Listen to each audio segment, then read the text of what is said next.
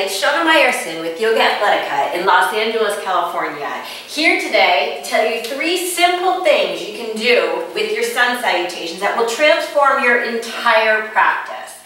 Especially if you're somebody who's interested in arm balances and inversions, this is going to help to strengthen your upper body, meaning your core, of course. Remember, no matter what the question, the answer is core, but your arms as well. I'll go through the basics of the sun salutation to start. The 3 things are sort of towards the end, so I'll give you some pointers as I go along, but when I get to the 3, I'll make sure to like ding, ding, ding, let you know that these are the 3 magic things that will revolutionize your practice. If you need help with your sun salutations in general, I do have a beginning sun salutations video that will get deep into the nitty-gritty of these poses, but today I'm assuming you know the basics. So we start in Tadasana with the shoulders back and down. Make sure even here you've got that core engagement, the rib cage to pelvis. It's the secret to all of yoga. Hey, I got a video for that too. Actually, I've got 3. If you haven't seen the secret to all of yoga, for real, you gotta watch that because it affects every asana in every practice. Here we go, so shoulders are back and down. I've got some basic core connection here. Inhale, arms go up. Arms are nice and straight and hugging from the triceps. If I can touch my palms, great. If not, just make sure that you're hugging in from your upper arms. And on an exhale, you can have your arms out to the sides or forward, it doesn't really matter, but maintain a flat back as long as possible as you fold it down low. When you get to the bottom, like you're going to kiss your shins, drop your head. If your hands are on the floor, they're parallel with your feet. Don't worry if they're not on the floor. Then, on your next inhale, you either come to your fingertips if you can, or your shins if fingertips are too deep. But the main thing we're looking for here is extension in the spine. Make sure there's no rounding here in the mid-thoracic, but rather it's down through the thoracic, open through the collarbones. Then on an exhale, palms come flat. You can bend your knees as much as you need to accommodate that. And step backwards to your plank position. We'll start with just the basic step here and lower your whole body to the floor simultaneously. Remember that your elbows hug your sides at the same time and do not drop your hips before your chest. Inhale is your cobra. It's toenails down and shoulders out of your ears to come up. Okay, here's the first point.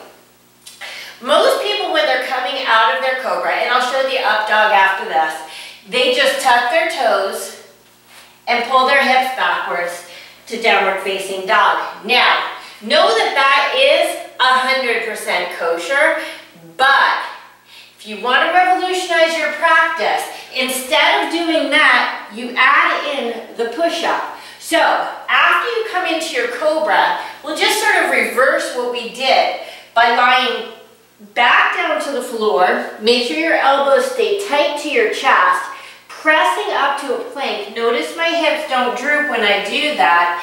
And then after my plank, I pull back from my hips to come to downward facing dog.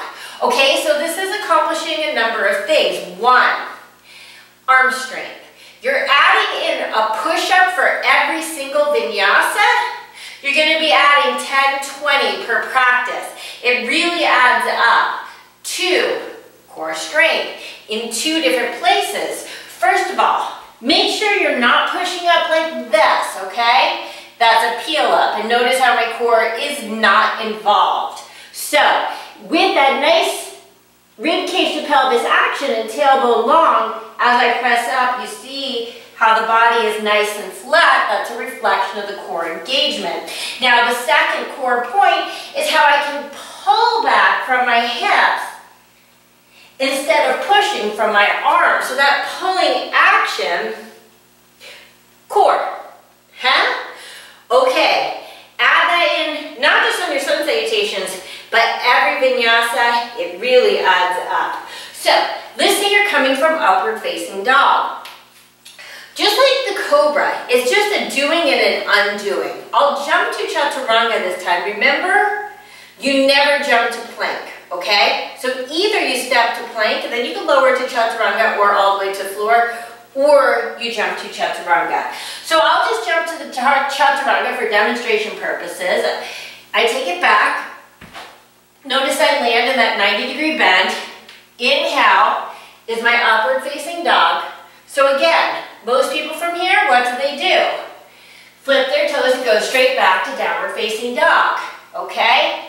We're not gonna do that. We're gonna add in the push-up, but unlike Cobra, we're not coming to the floor. This is gonna super hyper turbo your practice into the next millennia, which makes no sense whatsoever. But from your chaturanga, upward facing dog, remember that your knees never touch in that transition, and I just undo that. Back to my chaturanga dandasana. Make sure I don't dip my hips as I come into a plank position. And then I pull back from my core to my downward facing dog. Now, when I'm taking that push-up, remember, it's a push-up to plank and then to dog. It's not like a push-up just from chaturanga and this weird pushy diagonally thing to downward facing dog. So we're putting in an actual push-up there. Also, elbows tight. Okay, that's number one, the extra push-up. You're in downward facing dog. Now remember we hold here for 5 breaths. Now though in real life I'm a big fan of jumping into a handstand here, or at least jumping. I told you I'm going to keep this simple. So we'll focus on stepping. For most people when they step forward, they come onto their fingertips and do something resembling this. Or even worse, they lift up their leg and just swing it through. Okay? We're going to add in what I call the core lunge. I do have a video on this as well. How weird. Okay, so instead of that, no wind up. So this wind up is just creating momentum. I don't want momentum. I want to use my muscles. So instead, when I'm ready to step forward, it's knee to chest, round your spine, come high on the toes of your back foot. Now, here's the rub. Both palms stay flat, particularly this right palm. So I lift up from my knee as I roll forward and place the foot all the way between my hands for the lunge, and then my second foot can follow. Now, the key to this one is palms flat. Palms flat, palms flat, palms flat. That's palms with an S. Even if this part of your palm lifts up, your palm isn't flat. So work this one. The thing that's awesome about this is remember that the knee to chest action is already a core action. Rounding the spine is another core action. And as I lift up to pull through, what keeps my leg from hitting the floor just before it hits my hands? Core. Core, core, core, core, core, core, core. So again, if your lunge looks anything like this, get rid of it. It's not serving you. So this is the second thing. No kick up. When you're ready to step, it's knee to chest. Round your spine, high on your back toes, shoulders forward, palms all the way flat as you step. Now if you need fingertips as you step the second foot forward, that's fine. Inhaling, remember, it's fingertips or hands on your shins. You don't want your hands just floating in space here. And exhale, fold down low.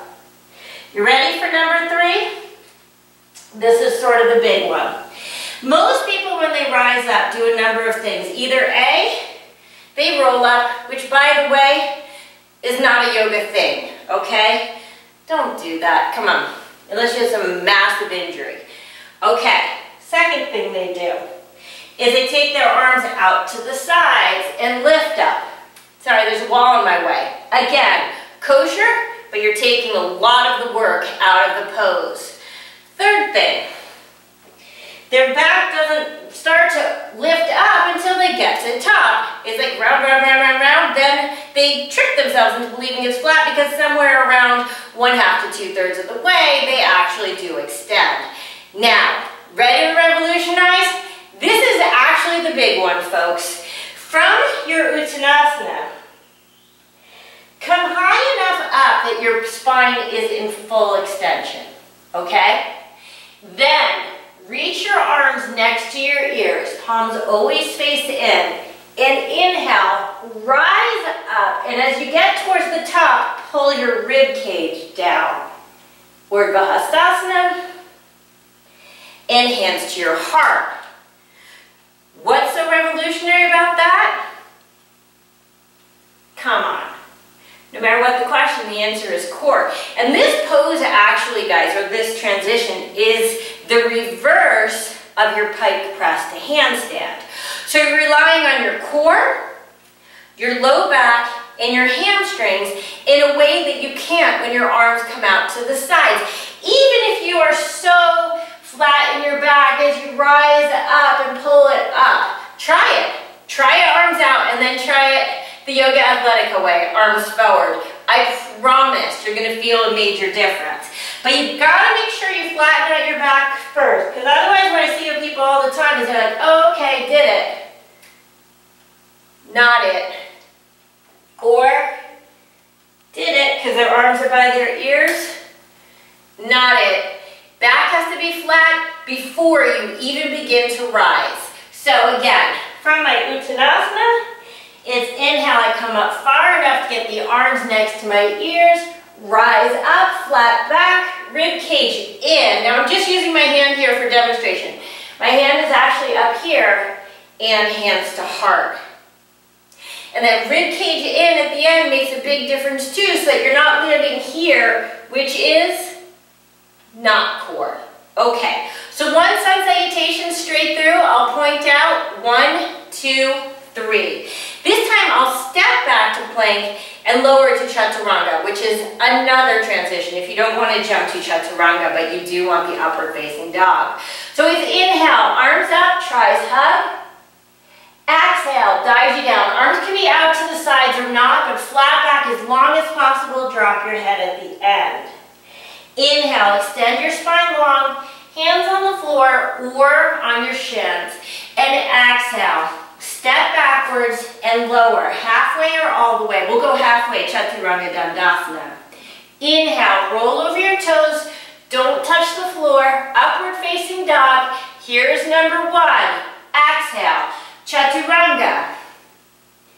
Nice flat line of energy, plank. And pull back from your core to your downward facing dog. Of course, we hold here for 5 breaths.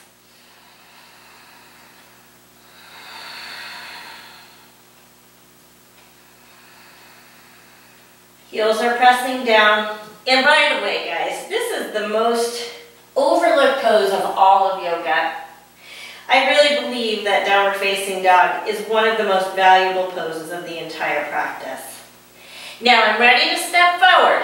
Not going to lift my leg up behind me. I just take my knee to my chest.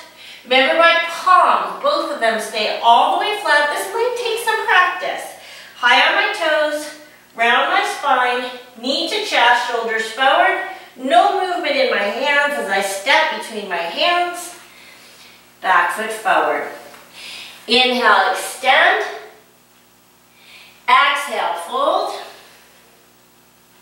And number 3, I come flat back, arms by ears, rise up, ribs down, and exhale, hands to heart.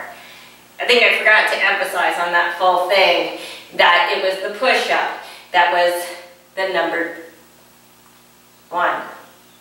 Sorry, the lunge was number 2. That's what I think I forgot to say. Okay, what are our 3 things? Full push-up after upward facing dog or cobra. Lunge after downward facing dog, no momentum, palms flat. And number 3, arms next to your ears and a flat back as you rise up to your Urdhva Hastasana, releasing your ribs on the rise. This is Shana Meyerson with YOGAthletica in Los Angeles, California. Be sure to check out my Venmo channel, which is full-length videos, full-length classes to change your practice forever. You can find the link in the information below. Have an awesome day.